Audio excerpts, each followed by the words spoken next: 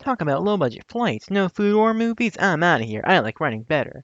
Welcome back, YouTube viewers, to another video. So today, I mentioned it once before, but today I'm finally reviewing Cloudy with a Chance of Meatballs. This is a somewhat obscure movie, I guess. I mean, it was never super popular. It was popular enough to get a sequel, I guess, but I don't really see that many people talking about it since, yeah, it was never some kind of huge trailblazer that became a cult classic like Megamind, and it wasn't the start of some huge franchise like Shrek, so you don't really hear too many people talking about this. When they do, they're very positive though, so I'd like to go into why, and for more than just the humor, which everyone does talk about, why Cloudy with a Chance of Meatballs is an underrated gem. So I do have to talk about the visuals and humor first, because that's what most people remember this movie for, and yeah, the visuals are really impressive. This movie is very funny. It's a lot of slapstick, and I like a lot of slapstick, and it's done this very, I'm not really sure how to describe it, but it's done in a very unique way with all the crazy visuals and everything just moves. It's yeah, even some of the movement in this movie is funny, and it's not like oh ho ho that looks so awful. Ah, it's funny. Nothing here is really unintentionally funny. This movie is just genuinely funny. All the characters play off each other really well, and you're able to get a good sense of humor from this. It's just fun. And yeah, the visuals are very impressive. Like this opening part where I don't know if this is in the opening, but this part that's where a bunch of food just falls from the sky, or when Flint makes the entire town has ice cream rain down upon it, and everyone uh, treats it like it's snow, and people sled down it and throw ice cream balls like snowballs. It's all really nice. Or of course, there's the Jello fort thing Flint makes for Sam, which I really like. Nice lighting here too. It's all really good. I don't have that much to say about the visuals. It just looks really nice and is cool. But the real heart of this story is Flint himself, the main character. Give me a second. So Flint is maybe one of my favorite animated movie protagonists, actually. As I'll get into later, this is nowhere near my favorite animated movie, but this is just a great one. I really like that, and Flynn is just a really likable character. We see him in the beginning when he was a kid and how he tried to be an inventor and make all this stuff, except nothing ever worked. Everything always went haywire, like with the spray on shoes in the beginning that he was never able to get off even as an adult. Or the whole opening montage with the rat bird hybrids, which, as he says, yes, they multiplied very quickly, but I got rid of that, mostly anyway. Or other stuff like the flying car, I think was one. And you just feel bad for him seeing everything he does fail, especially once we get to the present day in the movie. Because the whole part of this, his character here is that he just wants his father to be proud of him, because they've been living in this just kind of depressing town for years, and his dad wants him to join his sardine business because this whole town has to eat sardines because the whole rest of the world decided that sardines are really gross, and they had to take him somewhere. And it's just because, yeah, Flint wants to be an inventor, except nothing he ever invents really works that well, so his dad doesn't really have any faith in him, and he just wants him to go with how things should be.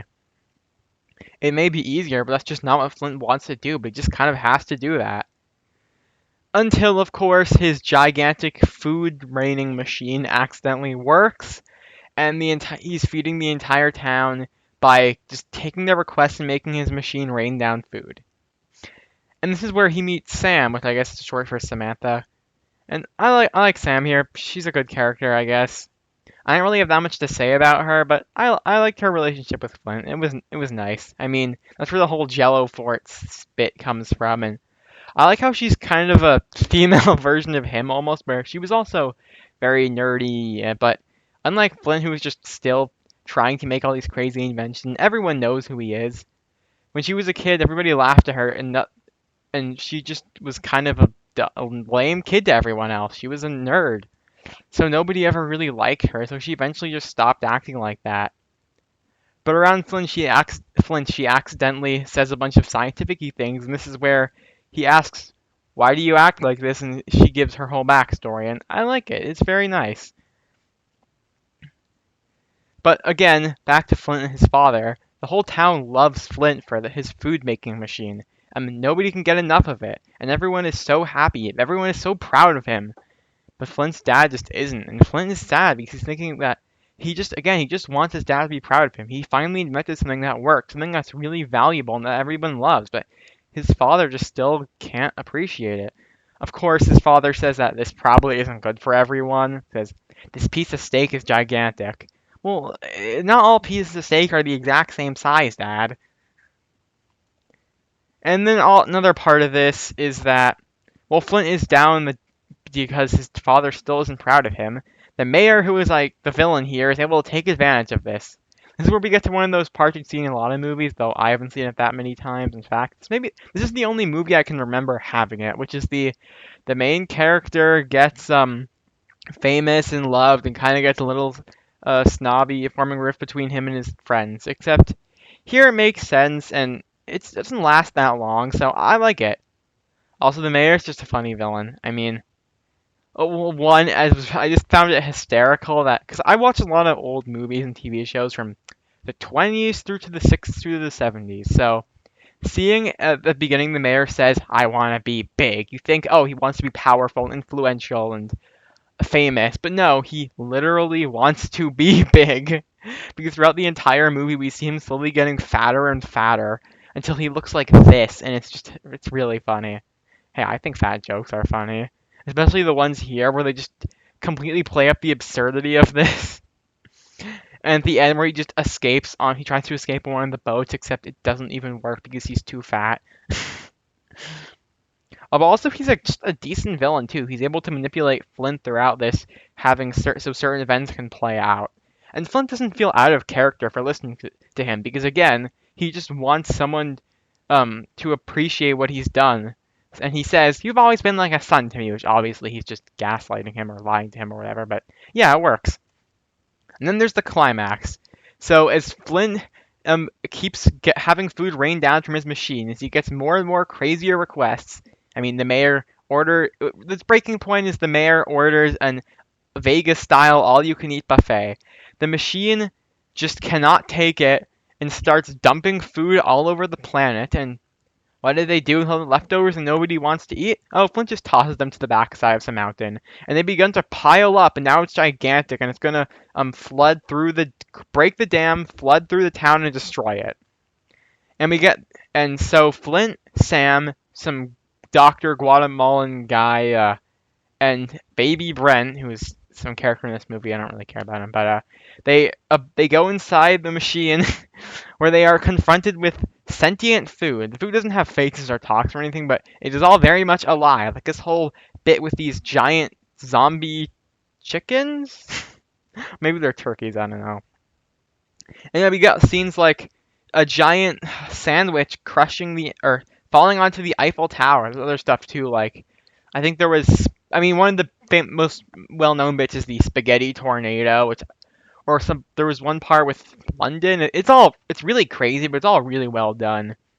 Because usually Sony Animation does not put that much budget into their movies, or even when they do, they just don't really look that good. But this does look very impressive. Honestly, it looks a lot better than DreamWorks movie from 2009, Monsters vs. Aliens, which it's sad that DreamWorks is outclassed by Sony Animation, but hey, every dog has his day, right? And the climax of the end is just perfect. Flint needs to stop the machine. He stops it with the spray-on shoes, which is super clever. In fact, all of his inventions from the opening montage are used in the climax in some important way, like the rat birds flying him to safety at the end, or them getting to the machine with the flying car. It all works well because it's set up in the opening, or Flint has the spray-on shoes the whole time, except it's only acknowledged about once or twice, so you don't see it coming, but it still works. I haven't seen the sequel, but I know of it, and yeah, that's the same thing where one of his specific inventions in the beginning saves the day at the end, except for there, it's so obvious and there's no subtlety. But this works really well. And we get to the ending, so Flint has stopped the machine, saved the day, and his father, using this translator thing Flint built, is finally able to tell Flint just how proud of him he is. And this scene did make me cry. This is one of the only 4 movies I've ever seen to make me cry. This scene is just really well done. Flint and his father hug, Flint and Sam kiss, the rat birds fly in and hold up cards that say "The End," and that's how it ends, but also with some great music. So before I get into the conclusion, I'd like to shout out the cast and crew of this. One, of course, Bill Hader, who played Flint. He was also Fear in the first Inside Out, but got replaced for the sequel. He did a really good job. I like his voice here. I don't really know who he is. I mean, he's a celebrity, so of course I don't know who he is. I don't know most celebrities, but whoever he is, his voice just fits really well and is very distinct. Also, Mr. T plays this cop that keeps showing up who says, "Flint Lockwood!" And he's voiced by Mr. T, so of course he's an amazing character. And this is also the first feature film made by the writer-director duo of Phil Lord and Christopher Miller. Not to be confused with Chris Miller. Please not confuse him with Chris Miller. If you don't know who Chris Miller is, all I need to tell you is that he directed Shrek the Third. I think that tells you everything you need to know. Oh, and also the first Puss in Boots, but that wasn't very good either. But also, I just want to... people talk about Phil Lord and Christopher Miller really quickly, which is that I understand why they're so respected, and guess I can understand why people like their movies as much as they do, but to me, they've just declined the quality of their films. This was their very first movie, and I thought it was great. That's why I made this whole video. I really wanted to praise it.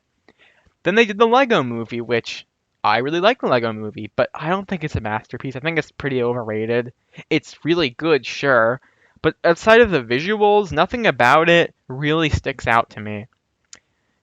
Into the Spider-Verse, I've said this before, I'm not really that big a fan of that. I saw it in theaters the second day it was out, and I really liked it when I saw it, but when I saw it again, I didn't really like it, and I still don't really like Into the Spider-Verse. And Across the Spider-Verse was even weaker. Not absolutely awful, but it's not very good. They shouldn't be making Spider-Man movies like that.